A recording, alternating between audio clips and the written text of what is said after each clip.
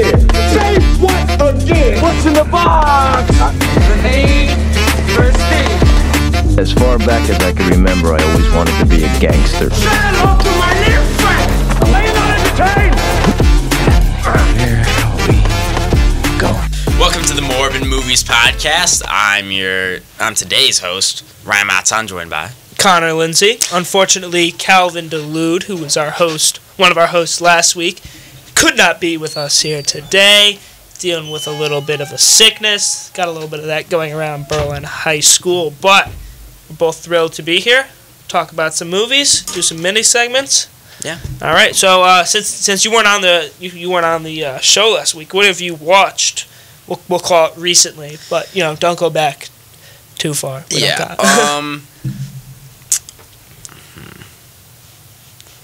Let's see. We'll go back in the past 3 weeks. I've probably watched 5 movies, including our movie of the week. Yeah. So about 3 weeks ago, watched Minority Report. I think I talked to you a little bit about that, or someone else maybe. Tom Cruise. It's pretty just dystopian. Acting was okay. I thought the plot was pretty interesting, and a crime thriller is always a good movie in my opinion. 89 out of 100. Nice. Next up, week later, Eyes Wide Shut. I was seeing a bunch of, the scene, I feel like everyone knows the scene of the mansion where they're it's the dude in the red cloak sitting on that chair. I don't think I've seen. And then it's the scene. I don't think I've seen the scene. If you saw a picture, I'm sure you would know it. But I was seeing that everywhere, so I'm I'll just watch Eyes Wide Shut. Yeah, pretty solid. I thought it was a little slow to start, and then got a little slower at the end, but it was still interesting. It just really, really picked up during the mansion scene. So gave that 4 stars, 86 out of 100. Tom Cruise again. Wait, he's in Eyes Wide Shut? Yeah, he started it. I did not know that. About a week after that, I watched Project X because I remember Jacob talking about it all the time. He highly rates that. I thought it was a fun movie. It was stupid. I thought the ending was pretty. Matthew Record. Oh. I thought the ending was it was just a silly movie. It was a silly ending. 84 out of 100. Another 4 stars. Pretty level with that. Then I actually just rated it now because I saw that Calvin rated it. But me, Calvin, and Jack Klasky went to go watch Dream Scenario, which I'm sure he told you about. Yeah. Probably last week. Interesting movie. I thought that it would have been a much better movie. It was definitely interesting, acting decisions, I should say. Maybe. Is that Nick Cage? Is that the Nick Cage movie? Yeah, Nick Cage. I think it's so it's about a guy who starts showing up in everyone's dreams, worldwide, or I don't know, just mass wide. And I find that very interesting, but they didn't really expand on that idea so much. Mm-hmm. But I did think it was interesting that they expanded more on the idea of the repercussions of that happening and becoming this type of celebrity that you obviously would have in whenever this takes place. Obviously it's 2023 or somewhere around there. Okay. But yeah. Nice. And then last night watched our movie of the week. All right. So this past week I only watched 2 movies, and one of them being our movie of the week. But on Saturday night I watched Jerry Maguire. I don't know if you've seen that. I have not. No, not. My parents and my family kind of talk about it a lot because everyone likes Tom Cruise. It's a sports-ish movie. So I was excited to watch it because kind of like Moneyball. It's like a sports movie, but it's a different side of sports. It's not the game. He's a general manager. So this guy's an agent of players, and it was a real the sports agent related parts of the movie were really good, but the middle third was just about the love story. And I'm fine with a love story, but it's I just wanted to know about the sports agent stuff, so it kind of lost me there. So it lost a bunch of points on that front. So I gave it an 80, but I liked it a lot. definitely cool. Like the Show Me the Money. That's what it's from. And then yeah, Wednesday I watched our movie of the week. All right, so we can move into our first mini segment of the day. We'll be counting down our top 3 favorite trilogies for each of us. Matan, you are welcome to start. Okay. So this is in order. So we're gonna start at my number 3, and I'm kind of doing this based on nostalgia, just because I used to watch these movies like I have like very fond memories with watching these with my brother and my dad, and that's the Indiana Jones. Well, I was just about to do this with the Matrix, and then I realized that it wasn't a trilogy anymore. And Indiana Jones. You just mean the first 3, right? Yeah. Not Kingdom of the Crystal Skull. Absolutely not. Yeah, but yeah, the Indiana Jones trilogy. I think I love those. I mean, it's just that kind of like. I want to say nostalgia, but obviously like I wasn't like a kid when they first came out. But you watched them when you were a kid. Yeah. You associate it with. Yeah, so I have very fond memories of like, my mom and my sister were out like eating dinner with like their friends. My dad, my brother, and me were just like got pizza, just like watched like a couple of movies. Fire. What's your favorite Indiana Jones? Is Raiders? I'd say Raiders. Okay, I've only seen Raiders. I don't think I'm gonna watch the rest. I like it a lot. Yeah, it's definitely my favorite. After that, I'm gonna have to go with.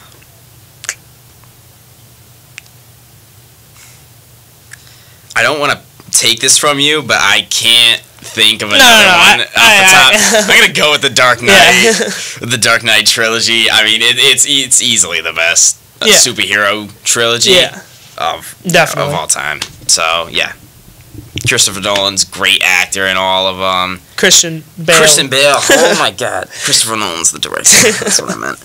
I always mix the two up. Like anytime I think of Christian Bale, just because he's been they've done a bunch of movies just because together. He's been in so many Christopher Nolan movies. Yeah, so yeah, Christian Bale's a great actor. I found all of the villains in all 3 of them to be good. They were good. They were good casted. I saw this thing that each of them represents like a different thing. Like Scarecrow represents fear, and then Joker represents chaos, and Bane represents strength. So like 3 different evils. That was kind of cool. Yeah. Nice. Okay, and then moving on to my final one. Even though it's technically not just 3 movies, because there are prequels and sequels, I'm gonna go with the original Star Wars trilogy. Yeah. New Hope, Empire Strikes Back, Jedi Returns. Return of the Jedi. You know what I meant. Yeah, I don't know. Those are also like movies that I have like fond memories of, like the Indiana Jones ones. Like I did like the same things with those. I also just find them, they're just great to watch. They're just a fun watch at any time. Yeah, definitely. All right, so for me, number 3, I was kind of surprised. Like I was looking at my ratings and about all the movies I've rated, and number 3 is actually going to be I've only seen, there's more than 3, but I've only seen 3 of them, so it counts as a trilogy for me, is the Die Hard, the first 3. Yeah. So, Die Hard, then Die Hard 2, and then Die Hard with a Vengeance. Obviously, Die Hard 1's, I think, either in my top 10 favorite movies or right outside the top 10. It's a 5-star for me. And Die Hard 2 is like a little, I probably gave that one like low 4s. I think that one takes place on Christmas sale. And then Die Hard 3. I really, really like Die Hard 3. I think it's got Sam Jackson, right? It's got Samuel Jackson. It's kind of like a mystery for like, they're like solving a puzzle for like a couple, like half the movie. I really did like Die Hard 3. They bring back like the connection to Hans Gruber as his brother. And then Jeremy Irons did a good job there. So yeah, I like the Die Hard movies. Definitely, it's action. Who doesn't like action, right? Calvin doesn't like action. Loser. Then for number 2, got the Captain America trilogy. So Winter Soldier and Civil War, both I think are in my top 50, maybe. Civil War's gonna be close. Civil War's 53, and like Winter Soldier's 32. Like those 2 are really high. And I guess a lot of people don't really think that much of First Avenger. I like First Avenger. Oh, I think it's really good. Not like really good, like 4 stars. But I think inside the MCU, it's probably the best trilogy by like a lot. So the Spider-Man trilogy is good. The Iron Man one, outside of the first one's not that great. Guardians of the Galaxy, that's a pretty good trilogy. Pretty good. But I didn't really think the third one was actually that good. It's my least favorite one. But no, I like the Captain America. Captain America is such a good superhero. Like, everyone likes Captain America. And then number 1, we've already talked about it already, but the Dark Knight trilogy. All 3 of the Dark Knight movies fall really high on my... Like, Batman Begins is 60th, Dark Knight Rises is 26th, and then Dark Knight is number 1. I love the Dark Knight movies. They're so perfect. Like, and it's like coherently one long story. Like Captain America, you have to watch the rest of the MCU. But yeah, Batman Begins flows perfectly into Dark Knight, and then flows perfectly into Dark Knight Rises, and Dark Knight Rises has the good ending to Batman's story arc. That I feel like not a lot of since we have the MCU, right? It's like most of the time the trilogy is not the end of the characters. So like at the end of Civil War, it's not like Captain America's done. Like he's been in like 2 other movies. He was in Infinity War and Endgame after that. But this, since it's just that they did a really good job, I thought, of wrapping up the character in a really satisfactory way. So, yeah, Dark Knight trilogy took it pretty easily from me. Yeah, definitely respectable. Oh yeah, it's a great trilogy. All right, so I think we'll move on to our next mini segment, that being our movie actor draft. Yeah. Are we doing actors or movie actors, or like? I think actors in general. Yeah. So our actor draft. I was thinking we do 5. We did 10. 10. 10. I think we can do 10. You want to do? I can think of 10 actors. You want to do Snake? Yeah. You can. Do you want first pick, or do you want me to go first? I do actually, because I have. Actually, wait, no. Rock, paper, scissors. What am I thinking? I can't just give you the first pick. 1 out of 1. Yep. Damn. Okay. Okay. With my first. Wait. Yeah, I gotta pull up my list. Alright. You are welcome to go whenever you are ready. With the first pick Alright, my first pick is gonna be Leonardo DiCaprio. Damn it. Yeah. I mean, it's super solid first pick. Yeah. Basically any role that you put him in, he's gonna excel. Even if it's a bad movie overall, yeah. He's gonna still have a great acting performance. In some of my favorite movies ever, Shutter Island, probably my favorite mystery movie ever. Mm-hmm. Great in that, especially with the twists and stuff. Yeah. Inception, I think he does amazing in that as well. So yeah. I feel like, I don't know how he only has 1 Oscar. He should have won it for Wolf of Wall Street. 100%. He should have won it there. I haven't even seen Revenant, and that's what he won it for. He did Departed. He did amazing in Departed. So I regard him as probably the most talented actor of all time. All right, so for my first pick, I get to select my favorite actor, Mr. Christian Bale. He's just coming off of what we were praising about Dark Knight trilogy. Even though Heath Ledger kind of steals the show as the Joker in the Dark Knight, Christian Bale delivers a fantastic performance right there alongside him. So that will be my number 1. And then for my second pick, I'm gonna select talent over maybe awards, and I'm gonna pick Tom Cruise.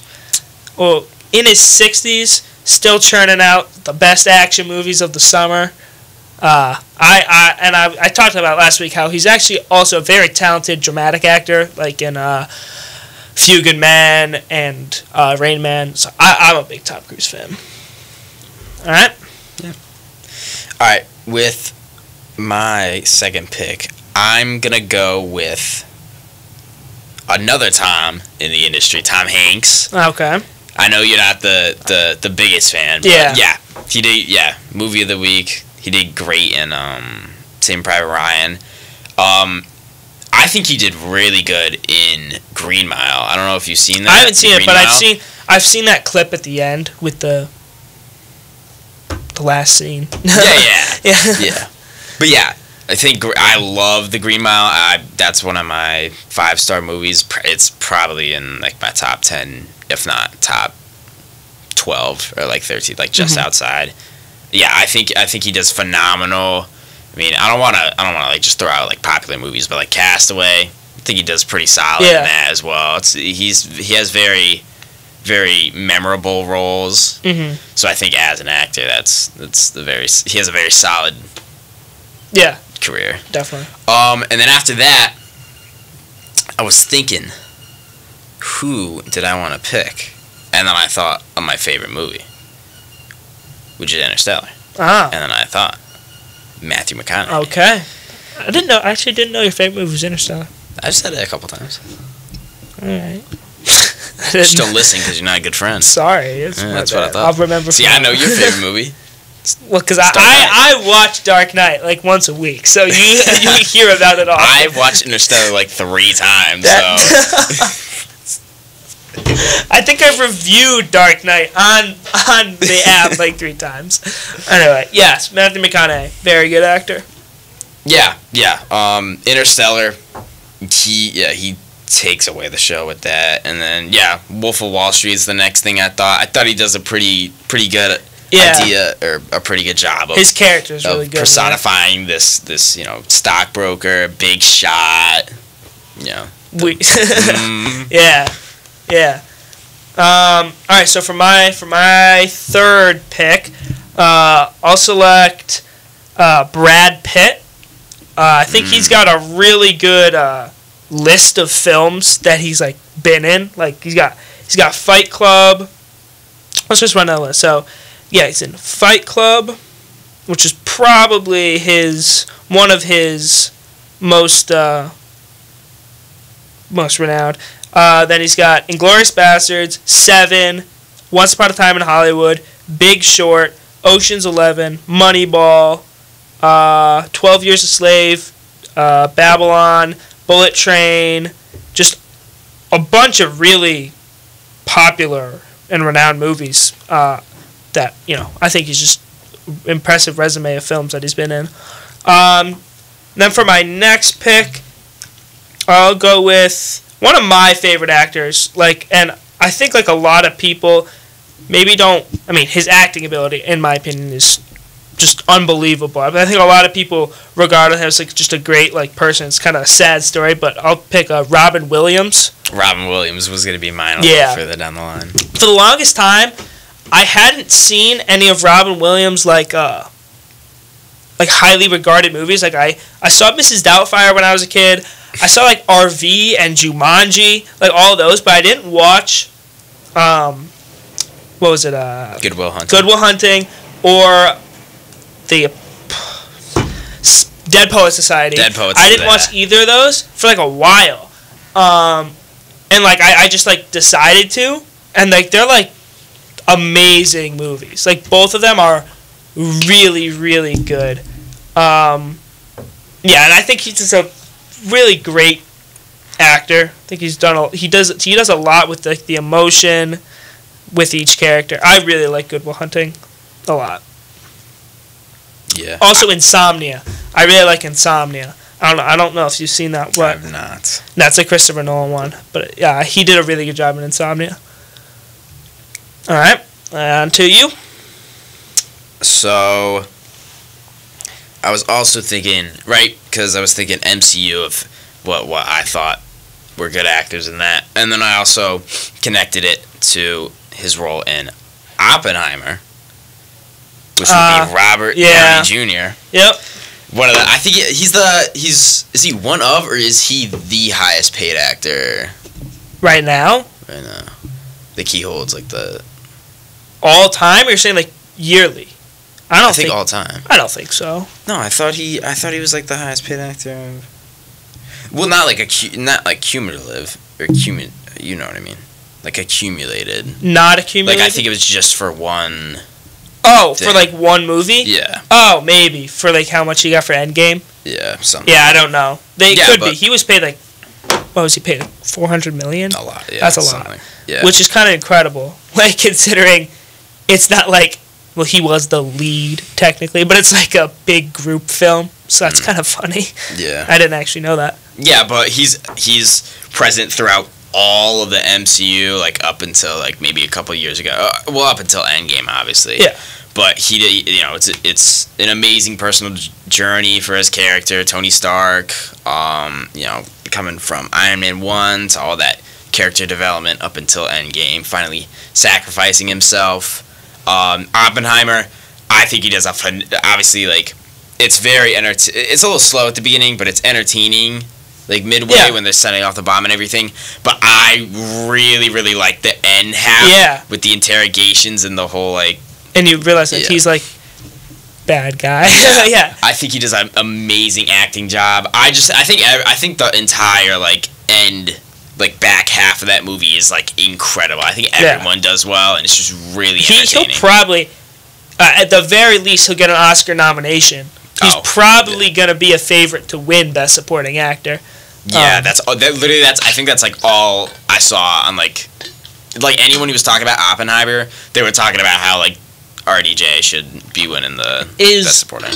Ryan Gosling a lead role in Barbie, or is he gonna be nominated as a supporting? Oh.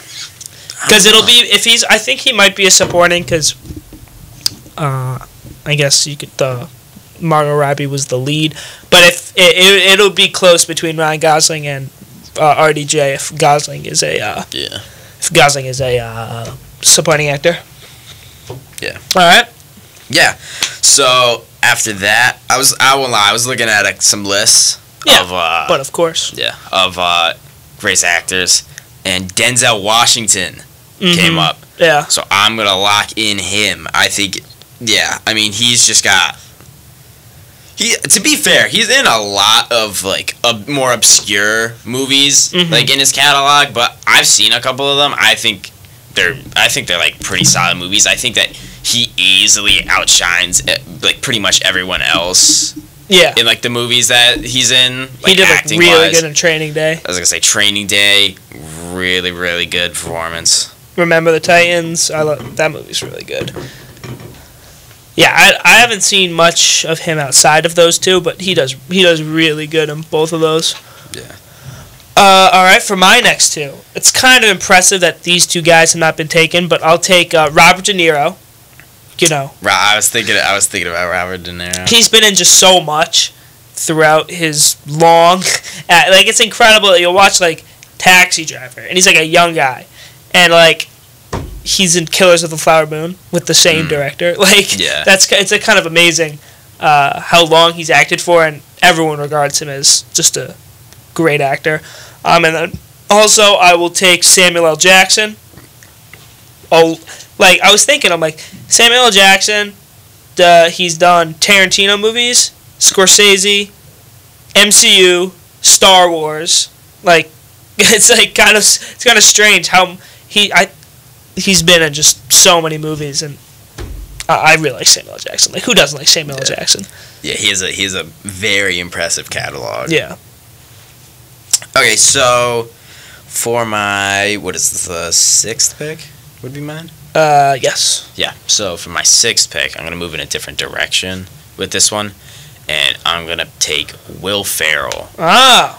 Yeah. Okay. I feel like I had to not in the top five, the top five, but like definitely in the lower couple of picks. I thought that I would definitely take a comedy actor, and I couldn't think of anyone else who I enjoy more than Will Ferrell. Yeah. I mean, Step Brothers. What was that? I can't remember the name of the movie. He did Step Brothers, Kicking and Screaming. I like Kicking and Screaming. He was in The Office, right? He had those couple episodes in The Office that maybe some people don't like. Yeah, I can't put my finger on it, but on the movie. But I don't think Semi-Pro. That's one. I don't think anyone has made me laugh more. Anchorman. Anchorman. Anchorman's. I didn't really like Anchorman the first time I watched it, and then I rewatched it with my dad, and it's so funny. I love the scene where you've seen it, right? Yeah. Where he's driving with his dog, and then they hit Jack Black on the motorcycle, and then he's like, "What do you love?" Yeah. And then he's like, Lorado. And then he grabs the dice, like, oh yeah, what this is happening. And then he punts it over the bridge. And he's like, oh.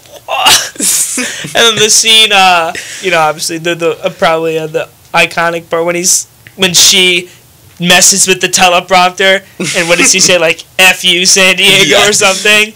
Yeah. Let's go F yourself, San Diego. Yeah, go F yourself, San Diego. It's like one of those cult classics. All right. Yeah, and then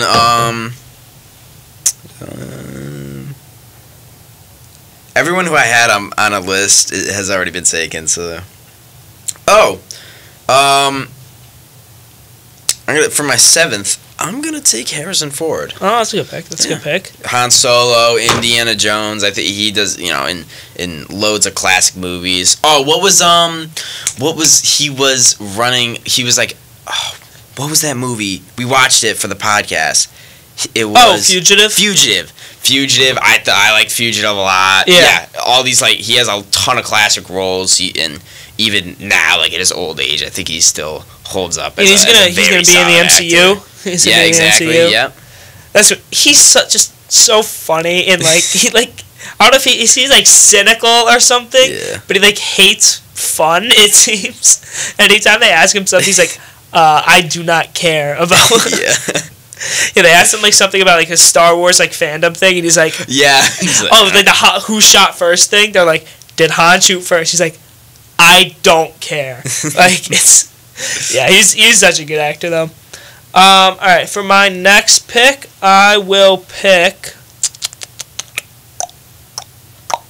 I'm gonna go with Matt Damon.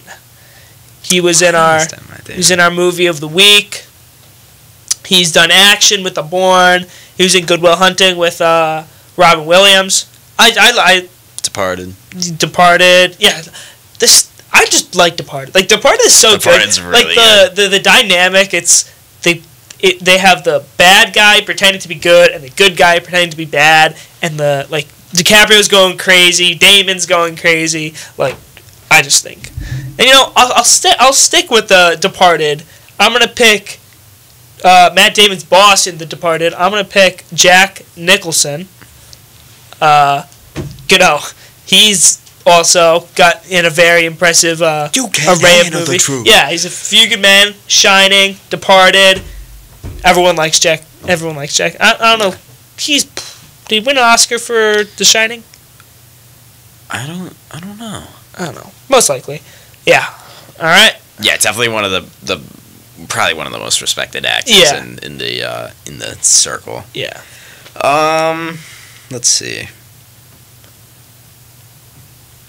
I'm getting a lot of people who died in like before 1980. Yeah. Is like exactly what I'm getting right now.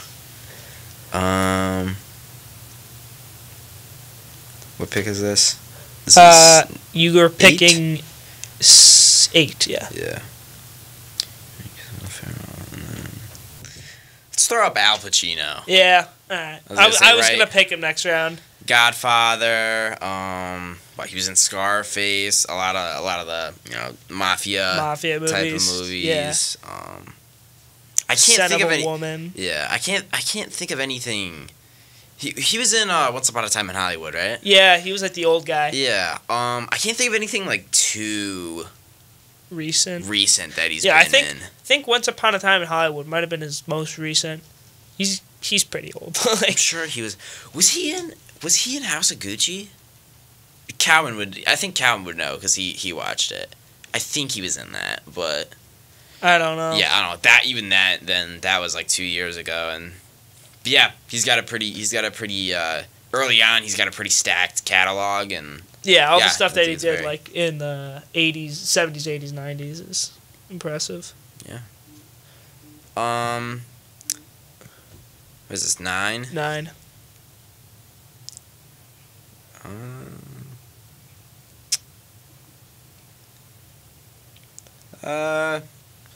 Oh, you know what? Let's go Michael Caine. Yeah. He's Michael in Interstellar. Caine. He's in Interstellar. That's your favorite movie. He's in He's in a lot of Christopher Nolan movies. Now You See Me just comes to mind when I think of him. No, he's in a bunch of... he works with Christopher Nolan a ton. Yeah, he was in Interstellar, all the Dark Knight movies, Inception, Prestige. I was surprised they didn't get him for Oppenheimer. Seemed like a good movie to have an old guy in it, but evidently not. But no, he's a good actor. He's great as Alfred. Like, he's perfect as Alfred. Way better than the guys they got for the new movies. Just seems like that old British, like, butler type deal. Yeah. All right, so my next pick. This guy is definitely carried by his TV show resume, but he's in a movie that I really like. I'm going to pick Giancarlo Esposito, who plays Gus Fring, and he's in Usual Suspects. So he is, yeah. He's a detective. But like Giancarlo Esposito, fantastic in Breaking Bad. Then he's also fantastic in The Boys, which I love. And he's also in Star Wars. He's in The Mandalorian. And then he's got Usual Suspects. And he has that show on Netflix, Kaleidoscope, that I think kind of flopped. I watched the first couple of, I know it's like any order you want. I was excited, and then I was just like, this just isn't that good. I watched a couple of episodes, and I was like, all right, this is... It's just meh. It's not that good. But, yeah, I think the other four are good enough. And for my last pick, I think I've seen one of this guy's movies, but he's actually regarded as the best actor of all time. So I'm going to pick Marlon Brando. And I saw him. I guarantee you he is a fantastic actor. But, I'm sorry that I don't want to watch 20 movies that came out in the 50s and the 60s. So I'm not going to watch a lot of his movies. I've seen The Godfather, and he's good in The Godfather. He's great in The Godfather. I just haven't seen the rest of his movies because they're in black and white and they're so old. And I'm like, okay, I'm sorry. I'm not in the mood to watch this. It's going to make me kind of tired and bored. So, but I'll still pick him just because of how he's regarded. You got one more pick. So, I don't know how I didn't think of him until now, but I guess just because he's like a bad person, this is kind of fitting. I'm going to take Kevin Spacey at my 10. If he wasn't such a terrible person, he would actually be like genuinely maybe put one of the best actors. One of the best actors of all time. Usual Suspects. He was in 7. He was the killer in 7. Yeah. Baby Driver comes to mind. Mm-hmm. That wasn't when he was like, he didn't have to have a spectacular performance in that, but he still did fine. Wasn't he cleared of some charges? I think some. Yeah. But it's so either funny. way, if he was in what's that movie that the guy having the midlife crisis? American Beauty. Yeah, I haven't watched that. I refuse to watch it. I don't think I'm gonna want to watch it. He was in A Bug's Life. He's in A Bug's Life. Oh, Bug's Life. That's such a good movie. No, but yeah. Great, talented actor. Just not a great guy. Yeah. Just gotta work on his social etiquette. Yeah. It's like one of those kind of scenarios where if you do you separate the art from the artist? I know that's normally with musical artists like Kanye. Yeah. You separate the art from the artist. I kind of do that with Kevin Spacey. Yeah, but I'm just hey, I'm sorry. I like his movies. What do you want? Why are talented people why do you have to do bad things? Some talented people are incredible, and they're just the worst. Yeah, I know. It's if you're doing good in your job, just do good in real life. All right, that's all you need to do. Millions of dollars. Stop messing up in such major ways. Just you have all these resources and people around you, and you just mess it all up. I actually can't believe how some people blow it. It's crazy. All right, we can now move into our movie of the week, which was, as we said, Steven Spielberg's World War II Saving Private Ryan. I said private. I don't know, but you said private. Saving Private Ryan. Yeah.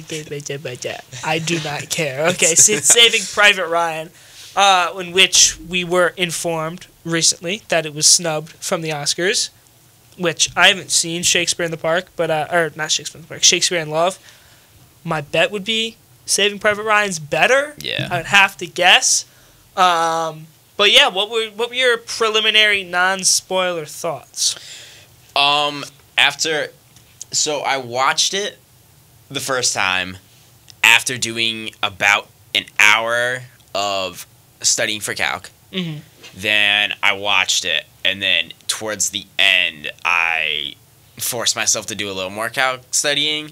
So and it was also at 9 o'clock I started it, so I was pretty tired. So I thought it was pretty good paced all throughout, but then like towards the end I had like a couple of like not my gripes, but like I don't know, there were some things I could comment on, but after the rewatch, I only rewatched half of it, like a little over half. It's a long movie. I think definitely like we'll talk about the first scene. Yeah, We'll talk about that a lot, but I think the first scene's amazing hook for a movie, like genuinely one of the best hooks for a movie I've ever seen. Oh yeah. Like if you look up best scenes in movie history, it's gonna come. It's up. like number one on like a Watch Mojo. Yeah, media. it will come up. Yeah. It's just like everyone knows about it. Like I told my mom. My mom, A, doesn't watch that many movies, and B, definitely doesn't watch violent movies.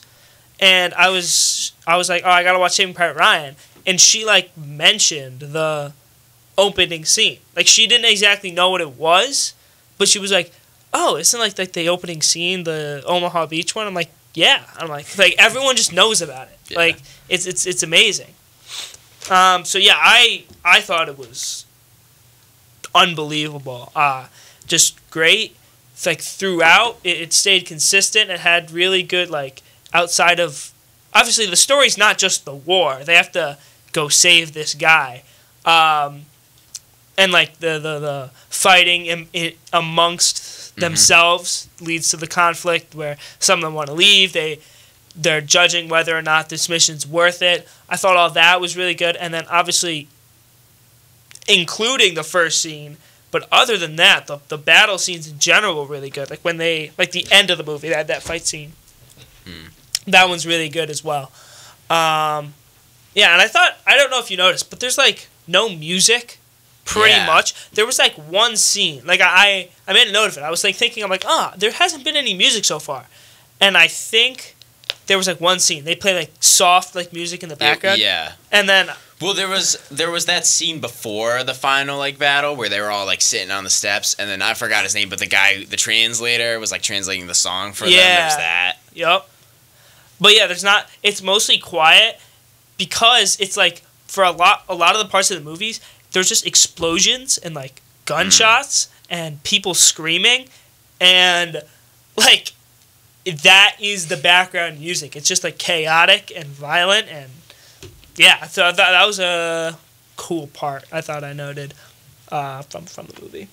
All right, so we can move into our more spoiler part. So if anyone listening hasn't seen Saving Private Ryan, I recommend you stop listening to this right now. Go and watch it first, because probably don't want it spoiled, then come back and finish listening to our thoughts. So, what did you end up giving it?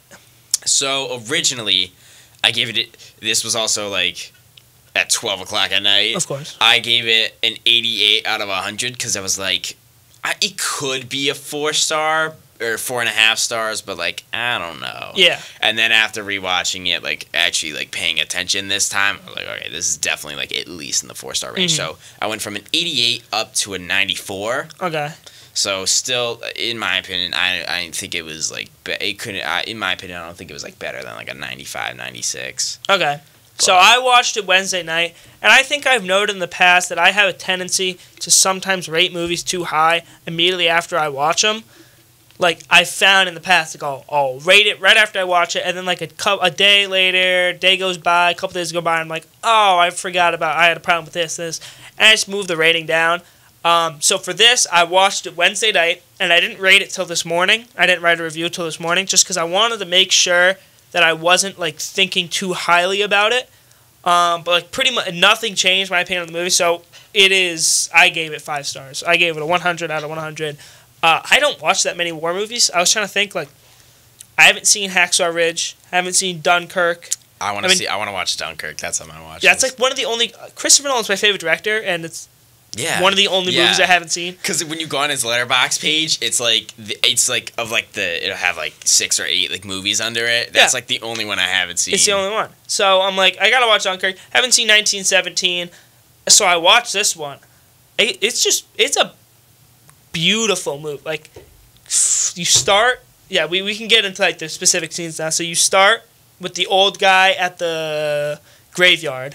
I totally thought that was Tom Hanks' character, especially because they zoom into the old guy's eyes. Yeah, and then it morphs into Tom Hanks. Yeah. So I was going through the whole movie, and then like at the end, Tom Hanks dies. I'm like, wait what? a minute. Hold up, you can't do that. And then his face morphs into the Matt Damon's face morphs back into the old guy. And then he like stands there, he salutes it, music plays there, and then you see the American flag. But so did you know? I looked this up. I didn't think this was based off a true story at all. Like I didn't think that at all, but it actually is. So there was a guy. His last name wasn't Ryan, but he had 3 brothers.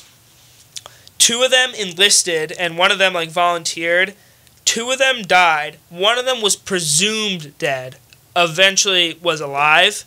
But so pretty similar on that front. But the only thing that was different is there was never a mission to go rescue this guy. Like that didn't happen.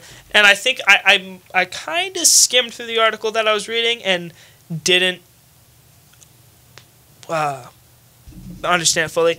But there was something called like a sole survivor policy, which I think is what the movie's based on. The fact that if there's one out of the family alive, they have to survive. And I think it's because one of his brothers was alive. That's why they didn't have the mission in real life. So in the movie, 3 of them die. So they go and save the other one. But in real life, only 2 of them. So I don't think. But I'm pretty sure both of them make it out of the war alive in the thing. But yeah, it was like, I was kind of wondering myself, I'm like, is the mission really worth it? Like, for one everyone guy dies, just right? to go home. The whole team dies. I was gonna say like Matt Damon's Private Ryan he has a good point of like when they first like get to the bridge and meet him, he's like, what's my life worth? Exactly. Or, like, why should I go home while the rest of these guys are still out here fighting? Yeah, and I'm trying to. Does anyone from their team survive? The I don't remember his name. The dude who spoke French or not French. German. German. Yeah, he survives. He survives at the end. Yeah, but Vin Diesel dies. The guy who's really good at shooting. Jackson's probably my favorite character. Is he the one that's he was the sniper? Dude, and he said, he's like, the thing. so the scene where Vin Diesel's dying, he's on the ground. And you have the German sniper or whatever, the sniper, like, looking around. He's looking at Vin Diesel, and he, like, moves and sees... His name's Jackson, you said? Yeah. He sees Jackson pointing the gun at him, and then he gets shot right through the eye. Yeah. That scene was sick. I loved that scene. Yeah. Wait, he was praying? Yeah, he said, like, something, like, some sort of, like, prayer before every shot pulling he took. the trigger. It literally, I love his character. He's so cool. Yeah, I think he was any time like they would start a fight scene, I was always just so excited to see where he was going and what he was doing because like he like would always, and then and it was kind of like mirrored when he eventually sat the guys is up in the tower, he's looking and then he pans over to the tank and the tank thing just aims right at him like oh no, and then the whole thing the tower just gets blown up. Yeah, after like guys started dying, like you know when they were like behind like the brush and then it was like an uphill thing. Yeah. Like before like they got in like Private Ryan, like before that. like when like guys started dying, I was like, I really hope that he doesn't get killed off. Yeah. Like how you were like excited to see like what he was doing. Yeah. I was like really nervous to like see Yeah. if he was like, I was like bleeding "Don't out or do something. it." Yeah. But then I don't know I don't know their actor or their real names, but the person who plays Phoebe's brother in Friends, that guy, you know who I'm talking about. Have you seen Friends? I've not. Okay, well I'll tell you. I know like the main character, or like the actor's the name. guy who he dies, and they remember the scene. One of the guys wants to leave, like he's mad that one of their guys dies. The guy who died, that guy. He's like, Mama. Yes, Mama. him. That's the person. That's who I'm referring to as Phoebe's brother. I liked his character too because he was like, I don't want to like not innocent, but you know what I mean. Like he was just like, he was friends with Vin Diesel, right? He was Vin Diesel's friend, and he like took his letter for him to his father. Yeah. And then doesn't Tom Hanks take it from him after he dies? And then he ends up dying. Yeah, then he ends up dying. Matt Damon didn't take it, right? I don't think anyone took it at the end. Oh, that's sad. So yeah. the letter actually never gets sent. But yeah, all of the different characters probably with the exception of the guy who wants to leave. I didn't really care for him that much. Yeah. He was kind of annoying. But like, he's got a point. They all end up dying just to tell the kid to go home. Yeah. Now, obviously, it's the 40s. You can't like text people. But they were on the phone. Like, they had, like, the phone. With, like, remember they were on Normandy. He's talking to someone on the phone. There's got to be a way to get a message to him to tell him to, leave without sending 5 people who end up dying. Yeah. They were pretty... I'm sure, like, those type of things, like, weren't too common on battlefields. And, like, they were deep in German territory, and you know how they were going from like squad to squad trying to find them, and like all the squads were just like people from like different ones like mixed up. Like I feel like because of that, and like how much like they were like they were in groups, but like they were from like scattered around like everywhere. I feel like because of that, it wasn't like they didn't have like a ton of equipment. Yeah, because like basically like they had a ton of ammunition when they got there, but like Tom Hanks. Like they really like Tom Hanks and his crew like really like kind of like pulled them all together. Yeah, and we'll just talk about that's the opening scene. Yeah. Just that scene is just crazy. It's so gruesome. Yeah, and like it pulls you in immediately. Like they're right in the water. Like guys are throwing up. People are yelling. And then as soon as they hit land and open, like guys are just getting gunned down. Like, they're just hit. Legs are getting blown up. You see, like there's the shot of like people falling in the water, and then you see bullets guys are getting shot flying underwater. into the water, and then blood just flowing out of them. Then they get onto the beach. They're hiding behind these. I don't know what they were. They're like these anti-tank things. So like what they did is the other people put them there. Like So what they did is they used to put like those like metal things or like big like concrete like blocks and stuff. Which I think those were also there. Yeah. On the beaches, so the enemy couldn't like bring tanks with them like onto the beaches and then like. I was just saying, I don't know what they're hiding behind right now, but they're hiding behind something. See, they're hiding behind those. There's the scene where like Tom Hanks like is like dragging someone with him, and then like something explodes, and he looks back, and the guy's in half. Now he's like his legs are not there anymore. There was one part where like it's just like a shot of like everyone like running around, and then it's some dude with like his arms like half off, like blown up. And then he's just like looking around, and he picks it up, and then just like starts walking away. I thought that was actually hilarious. Yeah. Then there's the scene. They finally make it up the beach. They're hiding behind like that sand. Yeah, like sand the hill. little like hill. And there's the guy talking on the phone. Tom Hanks says something to him. He turns back to tell something to the other guy. Turns back to the guy on the phone. His face is blown up. Yeah. Then he picks up the phone. asks someone over there, looks at the phone, phone's shot Yeah, now. it's got like a hole through it. And so just like it was constant, it was like nonstop. Then they get there, and then that's when like Jackson first has his like they sent him to the other thing, and he sits there and like got the perfect shot, shoots the guy, So then cool. shoots the barrier. That all comes down. They shoot them. Then they make it up, and then the guy with the flamethrower torches that room, and there's that massive explosion. And that was like the ending of that. And then one part that I don't know how realistic this was. Like probably because so many people died in the water, but they had the scene of the waves crashing on the beach, and the waves are just red. Like I was like, I don't know how much blood there would have to be in the water. Yeah. But I feel like it could have been. Like, that could have been what it was. Yeah. Like, so many people were just getting gunned down in the water. Like, obviously, we would have no idea of, like, knowing what it really was like, but I feel like the movie has, like, a pretty good... Yeah. It portrays what D-Day was actually like pretty well, and, like, war, and, like, how gruesome it actually is.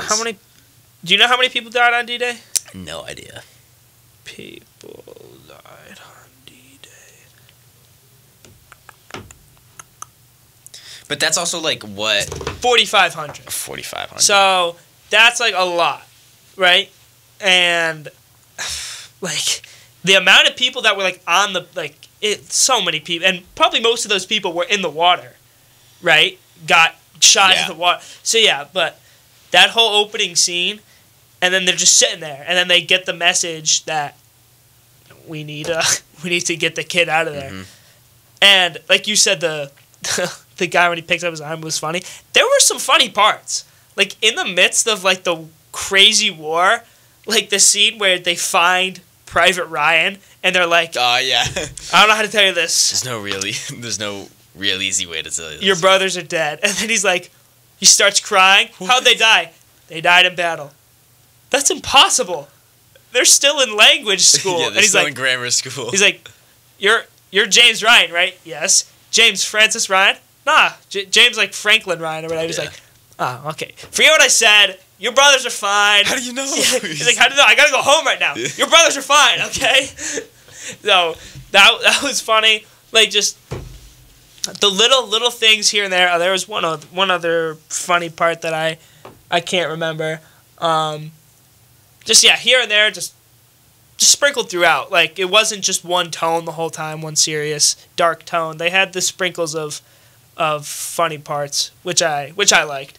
I think that was it definitely lightens the tone. Lightens the tension, lightens the tone, and I think it seemed like more realistic. Like, they weren't just there like brooding the whole time, just like wallowing in like sadness and despair. They were like, they seemed like more real people. Yeah. Like I feel like this movie gets both aspects of, like, you know, wars. It's two sides of the same coin. You know, there's like the gruesomeness and like the reality of it, and then also like portraying how people actually were. Like, I've watched like 3 war movies, I think, right? It was this, right? Saving Private Ryan, All Quiet on the Western Front, and 1917. 1917 is my favorite, like, easily. Okay. Like, my favorite easily, and then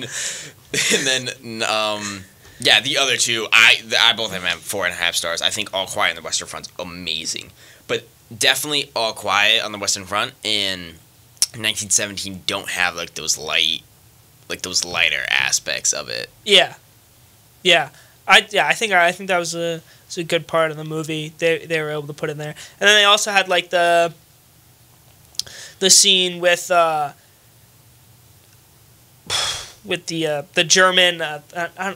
I don't know if he's German. I'm calling all the bad people German. I'm pretty sure they are. I think they're German. Cause when they take like the guy hostage and they're making him like dig the graves and stuff, and then one of them offers the translator water, so he takes it, and then the translator gives it to the guy, the German guard digging the grave, and the guy's like, "What are you doing?" And he gets all mad at him for giving the guy water. Like that was funny. When he was like in the grave and he was just like saying like random like things. And he's like, screw Hitler. He's like F Hitler. Yeah, I know. He's just trying whatever he can. And that was the same dude that when he killed the guy with the knife, came down the stairs. That was the same dude, right? No, I didn't think that was the same dude. I think it's the same dude at the end who he ends up shooting.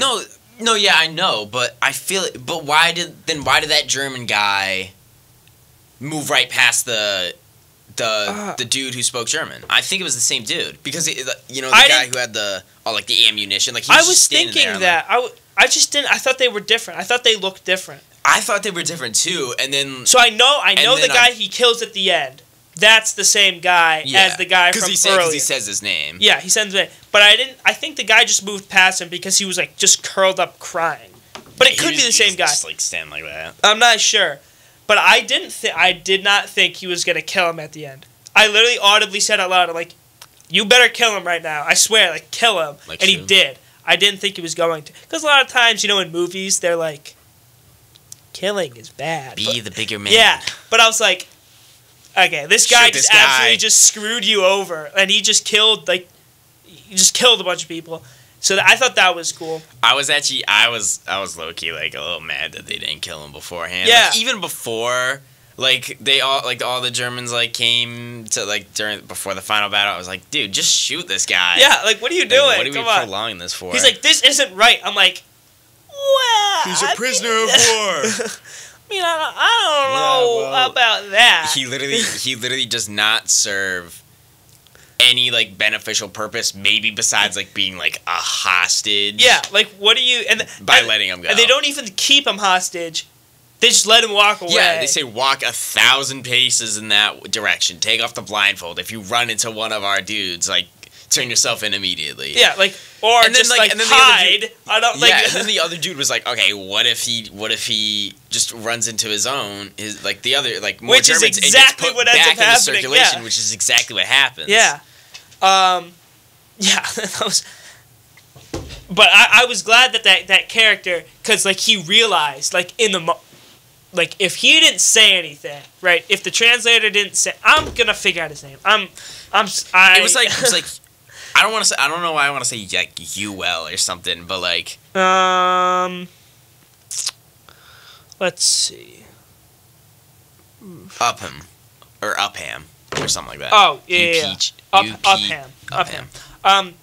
So if Upham didn't say anything the first time, they were probably gonna kill him. Right, I don't think Tom Hanks' character. He wouldn't. I don't think he would have done it by himself because he hears what he said. Yeah, breaking the rules. Yeah, exactly.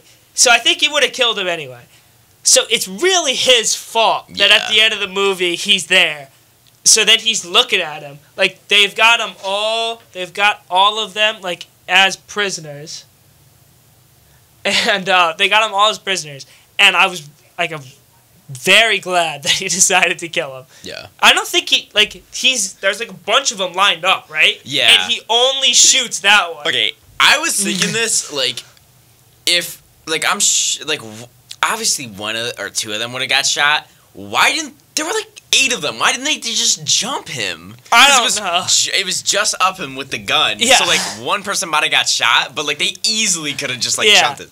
I think it's part of the fact that it's like, they're just soldiers. Like, how much do they really believe in the cause? It's like, because if I stand here, I'm probably not going to die. If I try and attack this guy, I might live, but he could also just shoot me. So I don't.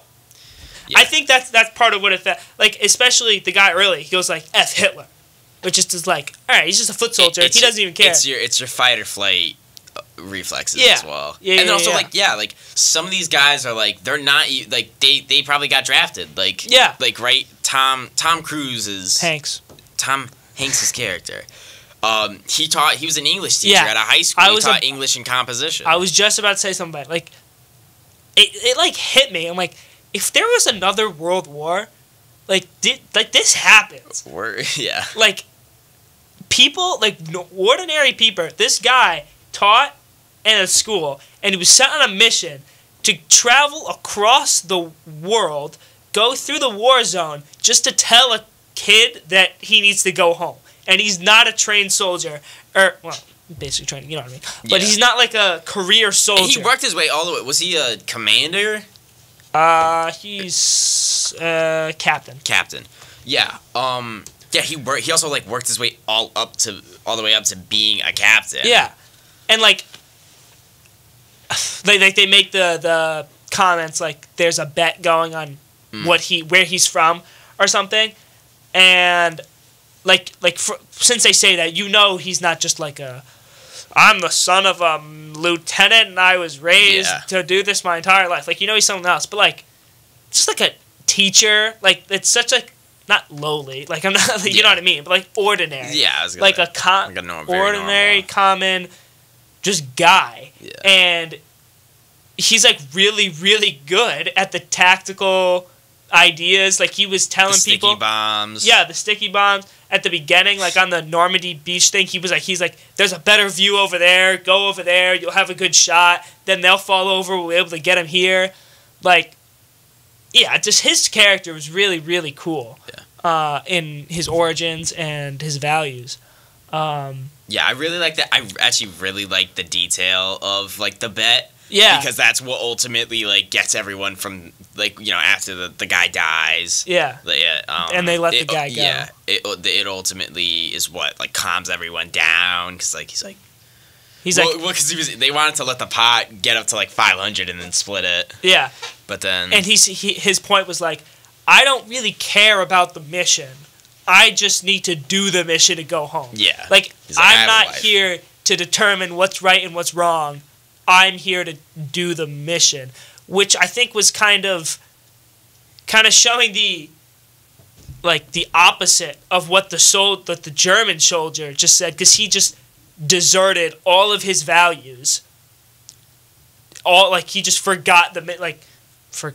just ignored the mission just to help himself, and he's like saying, I don't have Tom Hanks' character could have just been like, no, I don't have to do this mission. I'm just going to go home right now. Like, I don't have to I don't have to, do this. But he chose to, just do the mission, save Ryan, and then he'll get to go home to his wife, which he doesn't. Yeah. Sad. Very sad. I'm forgetting. Like, he stands up and gets shot, right? That's how he dies. But he shoots the tank. Is that what he does? He blows up the tank? Yeah, no. What's he do? No. Why does he stand up? He's lying on the ground, and he's shooting at the tank with his pistol. Uh-huh. And then it was air artillery that came in, right? Because they had air support, so it blew up. Yeah. I thought he blew it up. I was like, there's no way he hit something that precisely that it just happened. Did he shoot through the tanks? I was gonna say gun? Yeah, through the little slit. Yeah, where the other dude is and. But yeah, you're right. The air artillery comes. I'm gonna look up who kills whatever. What's the name of the guy? I will say while you're looking that up, one gripe I had originally, but now I can see it from a different perspective, is that I didn't feel that Matt Damon's character was involved enough per se. Mm-hmm. But I kind of realized that he doesn't necessarily, even though his name's in the title of the movie, it's a story about the team and Tom Hanks' character. Mm-hmm. That's that's what the story's about. So while he is a critical character in the movie because he is their mission, he's not really development wise and knowing him, it's not really that important. Yeah, I guess. Yeah, you just know that he had the three brothers who are. Yeah, and I think that was also the testament. I mean, the point of the movie is not how great of a soldier Private Ryan was, mm-hmm. but they tell the other Private Ryan, and maybe it's different because the other Private Ryan's brothers are younger and not in the war, but they tell him, your brothers have died, breaks down, immediately starts saying he needs to go home. They tell Matt Damon's Private Ryan, it's a little different because his brothers are soldiers. They tell him, your brothers have died. He gets, like, noticeably sad. Yeah, he, and like, they tell him you have to go home. And he's like, no, I understand what you're trying to tell me right now. It ain't happening. Like, I'm staying here. Which I think was a cool nod to how devoted he was to the mission. Yeah. I also, when they got to the first Private Ryan, I was like, okay, I know that Matt Damon plays him. Yeah. What's going on? Like, Yeah. what's this? I was watching with my dad, and he asked me earlier in the movie, who plays Private Ryan? So I told him Matt Damon. They get to this guy, and I'm like, that ain't Matt Damon. All right? I'm like, that's not him. I was waiting for him to... I was thinking there was going to be like, my brothers aren't... I thought he was going to say, like, I have sisters, or something like that. I thought he was going to be like, I don't have any brothers. Or be like, I only have one brother, or something like that. Yeah, because he was like, he was saying that he was going to take him out fishing. I was like, oh, this sucks. Yeah, no, that's too bad. So what I looked up, the guy who kills the two guys and then walks past the translator with all the ammunition, it's not the same guy he lets go. Okay. I think he just walks by him because he's, like, curled up, and I think he saw, like, because he was holding a gun. He had a gun. He just chose not to go in, like, because he was, like, struggling so much with the... And he was, I was going to say, yeah, he was probably, like, really tired after, like, the entire, like fist fight with the other dude. Yeah. I feel like that's also something in, like, every war movie, like, ever. Like, it's always, like a type of, like, oh, we can't use our guns anymore. So it's, like, how, like, a bare-fisted, like, or, like, someone, like, pulls out a knife and it's, like, a hand-to-hand combat type of... I did not think that the two Americans were going to lose that fight. No, it was, like, two of them. Well, actually, no, it was just one, because they're standing there. He says, like, the code word. I forget what it was. And then no one says it back. Or no one said anything back, so he shoots the wall. He shoots someone, right? And then he waits, like, 5 seconds. And then someone else shoots back, shoots his friend. Yeah. And then they have the fist fight. And the knife is, like, slowly pressing. You know that scene in Endgame when Thanos is pressing Thor's axe, and then the hammer comes out of nowhere? I 1,000% thought that was going to happen. Like, the knife's pressing into his chest, and I thought that he was... Because the kid is having... I totally thought Upham was going to come in through the door and, like, shoot him. Because he was noticeably struggling with the fact that he was going to have to kill someone. Like, he clearly doesn't want to kill people. So he was like... Also, like... Have some urgency, buddy. Like, you're walking so slow. He was, like, looking at the stairs and, like, looking back and looking at the stairs and looking back. And it's like, all right, I understand you don't want to kill people. Help! Like, a little bit. But, yeah, he's slowly walking up the stairs, and I thought they were going to show the knife and then hear a gunshot, and it would just, like, flop out of his hands. Yeah. But, no, then the guy's, he's just, like, crying on the stairs because he can't do it. So I thought that, and then he gets, like, revenge. I also half thought that Upham was the because when he shot through the wall and it was like saw the full blood. I thought that was like I thought that was gonna be Upham. I totally. I was you like, didn't see like a body fall, you just saw blood. So. And they were. I didn't know what they were looking at. Like they shot, they saw the blood, and they stayed there. Yeah, and they were like. I thought they were like gonna wait for like an American soldier's body to fall out. That's what I thought it was. That didn't happen, but I agree. I was like, did they just shoot? Like maybe the American soldier didn't know the code word. Yeah, or he was like too like he couldn't hear, or he was like too out of it to. Yeah, but evidently not. Yeah. I don't know. That also reminds me of the. I thought the dude who like when they were asking the dude about Private Ryan and it was the dude with like the bad hearing. I thought that was also pretty funny. That guy, he's in Remember the Titans. Oh. He's one of the football players from Remember the Titans. That's another little kind of mini character. He was like Private Ryan. What? He's like he's a little hard of hearing. I'm a little hard of hearing. Yeah, and then they had to write it down, and he kept being like look at the thing. And then he was like, thank you. Then he walked up. He's like, you're welcome. He's like, you're welcome. It's like screaming at him, even though he's like right next to him.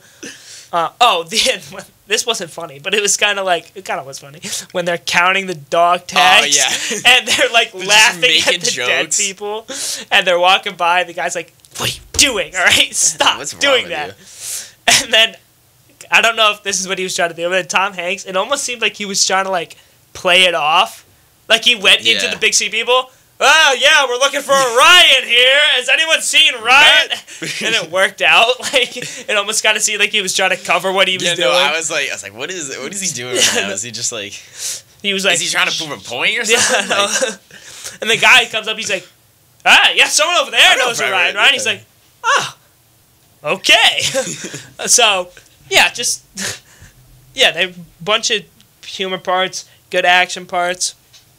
Through and through, just really solid movie, entertaining movie. super solid. Okay.